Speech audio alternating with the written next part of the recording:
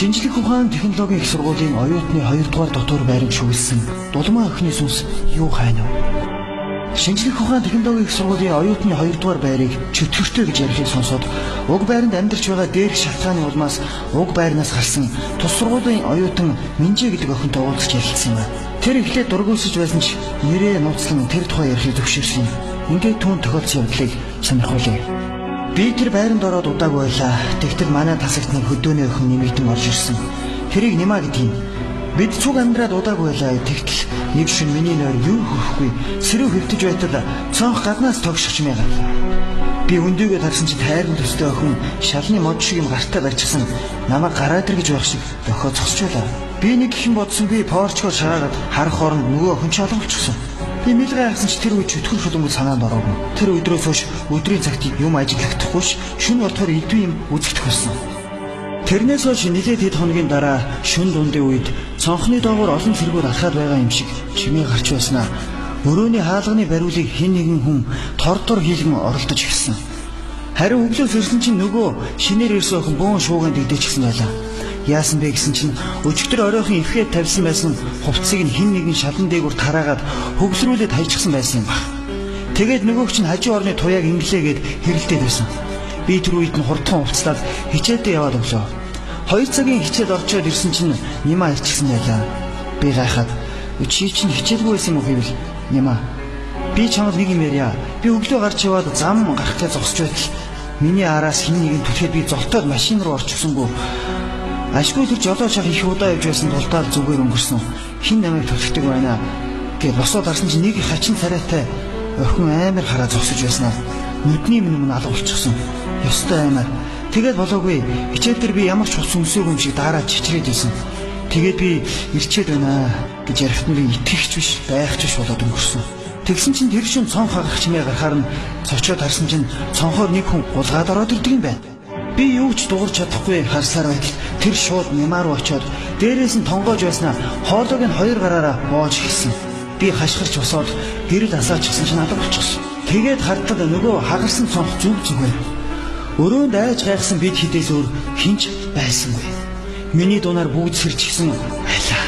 Нима руу очсон чинь тэр хоолойгоо 2 гараараа бариад ухаан алдчихсан байсан. Би харсан бүхнээ ярьсан чинь тэд нар итгэж өгдөггүй намайг тоглоод байна гэсэн. Ер нь анх намайг тэр хүнийг харсан өдрөөс хойш Нима нэг л сонирн болчихсон. Нэг л ууртай гонигтай болчиход байлаа. Тэгээд бүр саяын явдлын дараагаар дандаа ухаан алдаад унцдаг болсон. Эсвэл зүү зүгээр хичээл хийж сууснаа над руу аймаар харснаа. Хүү Минжээ чиний толгой дээр чинь нөгөө муухай охин чинь суучаад над руу хараад байна шүү дээ гэд байдаг болсон. Тэгээд байж хэд хоногийн дараагаар өөр хангаагаас эцэг их нэрж Нимаг эмчлүүлэн гээд аваад явсан. Одоо жилийн чөлөө авчихсан гэсэн. Хаана байгаа юм мэдэхгүй. Харин үлдсэн бид гайхаж энэ тэр юм сураглаж байгаад байрны жижигмэрийн бүгээс нэг юм сонссон л доо.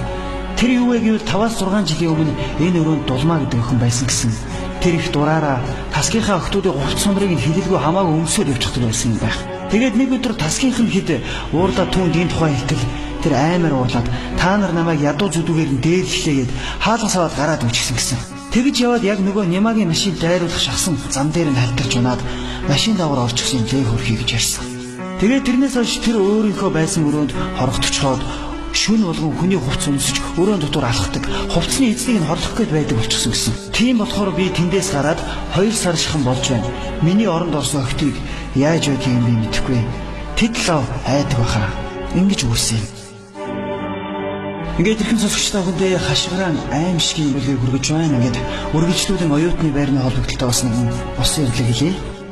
Оюутны байранд хорогдсон Чингээ охины сүнс хүмүүсийг айлгасаар байна. Шинжлэх ухаан технологийн их сургуулийн оюутны 1-р дотор байрыг хий үзэгдэлтэй гэж тус байранд байдаг оюутнууд шивэр авирхийн ярилцдаг юм лээ. Энэ талаар тус сургуулийн 1-р дамжааны оюутан мөнхтөр ийхүү ярьсан юм а. Би 2003 оны 9 сард тест орсон. Сансар дахь салбар геодез астрономи ангид элсэн ороод сургуулийнхаа дотор байранд амьдрах болсон. Оюутны амьдралд дасч ядаж байтал саяхан нэг аимшигтай юм болоод би ёстой зовж байна. Эртэл би тасгийнхаа хүүхдүүдтэй хоолоо хийж идчихэд унтахынхаа өмнө элдв чөтгөр шулам сүнс хий үзэгдлийн тухай ярьсаар орой болгосон л да. Бид нар эд бүү халж байсан чинь миний хажуу орны сүхэй гэдэг байна. Хоёулаа доошо буугаад би засчаад ирээ. Миний шээ сүрж байсан ч жаахан залхуураа Жаахан байцсан жагаад гараа л та гэхэд сүхэ. Би дисгүнэ гэд гараад явчлаа. Тэгтэл удалгүй сүхэгийн муухай хаширхтуу коридор тарлаа. Бид жааран гарч хартал тэрний нүүрэн цав цагаан болчихсон хар хурдаараа өөдөөс гүйж ирээд тэнд нэрхэн гэд гүгээд орчихсон. Тэгээд дараа нь сүхэ жаахан тайвшраад би сая жорлонд руу орж явтал жорлонгийн угаагуурт хин нэг нь аяг тавгаа угаагаад байх шиг байсан. Би гайхаад жорлонд хин аяга угаадаг юм болдоо гэж бодоод орчтол хинч байгаагүй. Тэгэхээр шээжээр буцаад гарах гэсэн чинь угаалтуурын хажууд нэг өндөр охин цаашаа гараад зогсож байсан. Тэгээд намайг хаалга хаах чимээнээр тэр эргэж харсан. Ёстой амар юм харагдсан. Тэр уулаан нүртэй нүдэн бүлтрээд гараад ирсэн юм шиг том бас хүзүүн тасархшсан харагдсан. Би хажуугаар нь яаж гарснаач мэдэхгүй нэг л мэдэд коридорт мужижсэн. Тэр миний араас "Зарма, чи хүүхдээ харахгүй юм уу? Чиний шүү дээ" гэд муухай цөөнгөцсөн хоолойгоор хашгираад байсан гэж яахад бид өмнө жүтгэрийн тухай ярьж байсан болохоор түүнийг тоглоом хийгээд байна гэж бодоод итгэлгүй шоолж инээлгээд өнгөрсөн. Тэгээд бид нар орондоо орцгоос юм. Тэгтэл жуудлагын миний шээс хүрээд болдоггүй. Гарч шээгээс өөр ямар ч аргагүй боллоо. Нойрмоглон жорлон руу алхаж явтал сүхэгийн яриад байсан аяг угаах чимээ надад сонсогдлоо. Би ч тэгэнгүүт нь айгаад эргээд гүйсэн чинь араас хөөх хүний хөлийн чимээ гарлаа. Би халт эргээд харсан чинь нэг хар юм надад бараг тулаад ирчихсэн байсан. Би золтоод ухаан алдчихаагүй зүгцээр өрөөндөө ороод дотроос нь түлжээд чимээ чагнавал хаалганы цаана хүний хөлийн чимээ гарч байснаа хаалга татах шиг болсон. Хаалганы цаанаас ялцарч муудсан махнаас гардаг шиг үнэрсэн хийсэн. Тэгснэ чимээг болсон. Тэгтэл би хамгийн ихээр айж үзсэн.